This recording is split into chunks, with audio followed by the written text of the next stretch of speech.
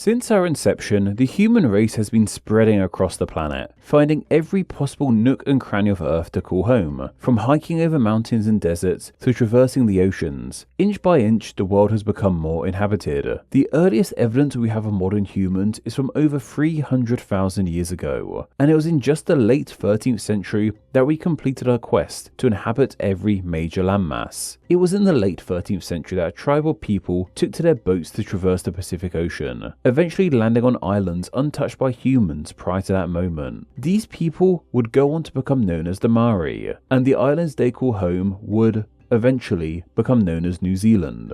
Yep, New Zealand was the last major landmass to be settled in a meaningful way with a permanent population. Obviously there are smaller islands still around that are uninhabited, and Antarctica is a thing, but for the sake of this video we're just going to ignore them. What this means is that New Zealand has had a human population for around just 700 years, and in the grand scheme of history, that's nothing. By this point, Western Rome had already been and gone, the Mongol Empire had spread far and wide across Asia and Europe, and here in England, Westminster Abbey had already been constructed. Yeah, this church is older than an inhabited New Zealand. We could say that New Zealand is the newest inhabited land on our planet, so it's very fitting that this new land has the word new in its name. Of course, New Zealand isn't the only place with new in its name. There's New York, New England, New South Wales, and even New Delhi, to name a few. The latter part of these names are pretty well-known places, at least in the English-speaking world anyway. Most of us know that Old York is in England, which also explains to us where New England's Old England is too. And of course, Old South Wales is, well, South Wales. Likewise, Old Delhi is kind of the area around New Delhi.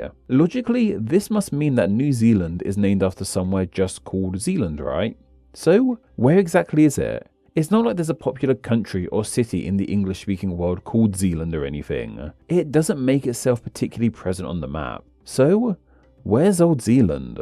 And yes, this is a question I've asked before. In fact, I asked it just over 10 years ago in my very first video. Since then, I've made over 1,000 videos and my style has changed somewhat. So I thought it would be cool to revisit some of these old video ideas and remake them in a more expanded way. Consider this the extended edition of that very first video. This is something I even polled you guys on a while back and people seem to be on board with the idea. This is just an experiment of sorts to see how this goes, and don't worry, I still have loads of new video ideas too. We aren't just doing remakes of old videos forever like Disney or something.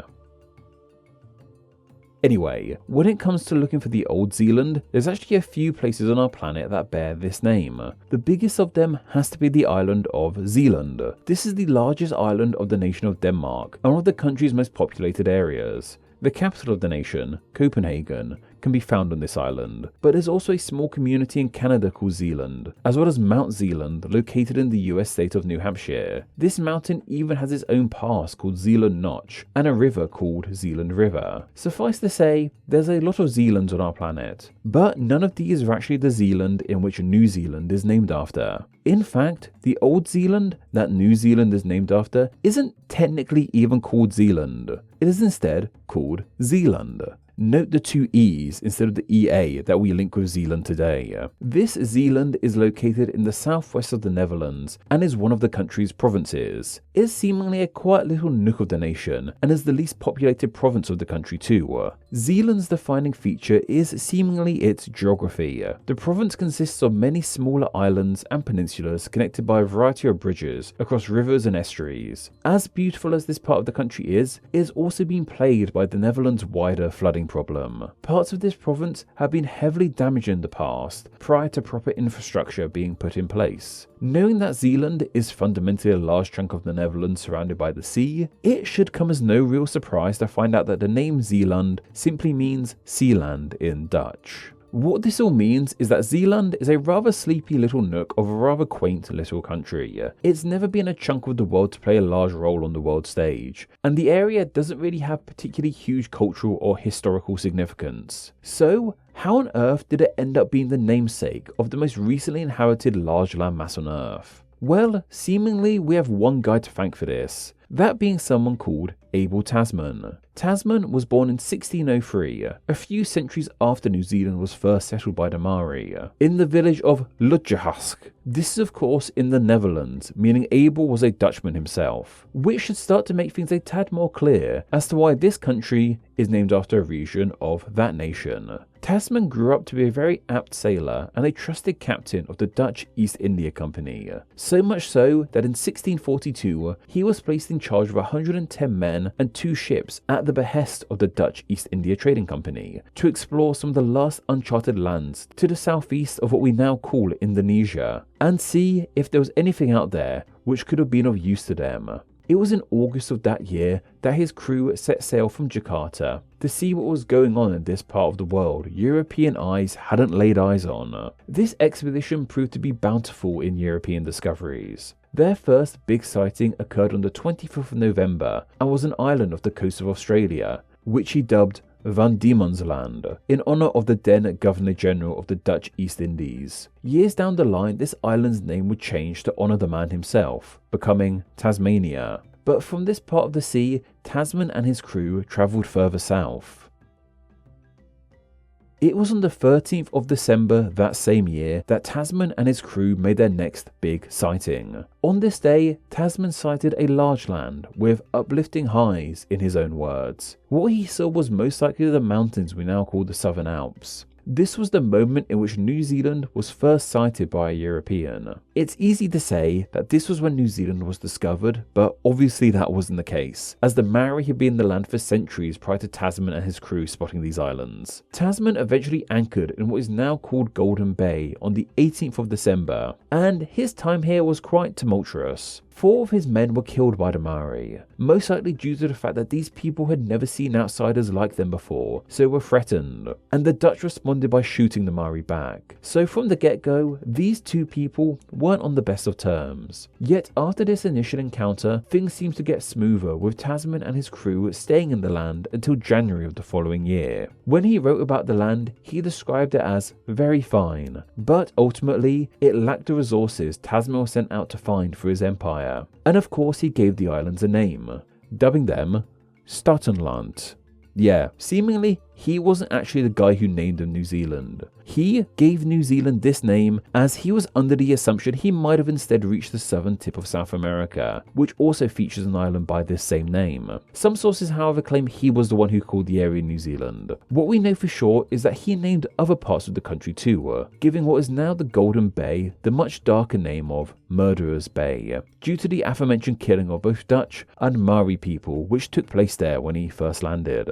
While the Dutch didn't claim these islands as part of their wider empire, they clearly felt some responsibility over them. So when it was discovered that the land wasn't anywhere close to South America the following year, the Dutch cartographers decided that it needed a new name, with the name they landed on being New Zealand in their native Dutch, which on maps was written in Latin as Nova Zealandia, because map nerds of the time loved writing everything in Latin on their big fancy dumb maps. This meant that it was in 1648 we find our earliest evidence of the name the country is now known as, and of course it was named in honour of the Zeeland province they have back home. This most likely stems from the fact that this region of the Netherlands and these islands in the South Pacific are geographically similar. The area Tasman encamped in during his time in New Zealand, Golden Bay, is too a part of the world dotted with islands and peninsulas weaving between the sea and estuaries. So it really makes all the sense in the world why the Dutch would see similarities between the two. There is also the idea the name wasn't a direct ode to Zeeland in the Netherlands, and the title was more to represent the fact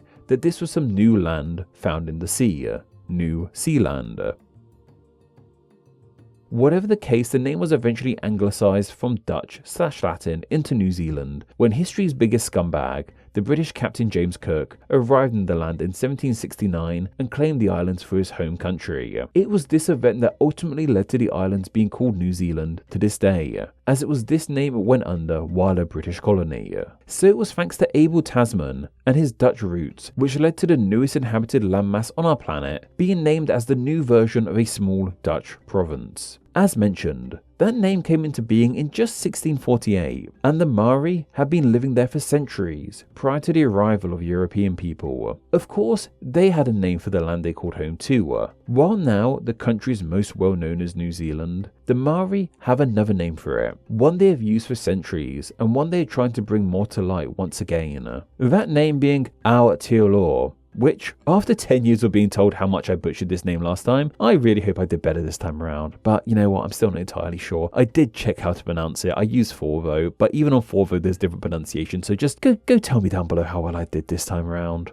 But due to early Maori history being primarily oral and not written down, we aren't exactly sure when they first started using this name. An 1855 book detailing Maori mythology is often credited as the first written evidence of the name, and considering the Maori have been there for centuries prior to this, it shows us just how clueless we are in regards to when they first started using this title. Some sources even claim that the Maori didn't have a collective name for the islands before the arrival of Europeans. Likewise, we aren't entirely sure as to what the name means. The most popular theory is that it means the land of the long white cloud, most likely an ode to the southern Alps which dart across the southern island. Their snowy tips are incredibly reminiscent of a long white cloud which covers the entire land. Of course, the southern Alps is another name in New Zealand of European origin. The Maori call them Ka Tili Tili Oti Moana. In fact, pretty much every part of New Zealand also has a Maori name. From the country itself, its islands, its mountains, rivers and regions. All of these have traditional Maori names too. It's these names that many people in the land want the country to start using more, with that name of Aotearoa being at the top of the list. Many prominent politicians have tried to get laws passed to have the country's name changed from New Zealand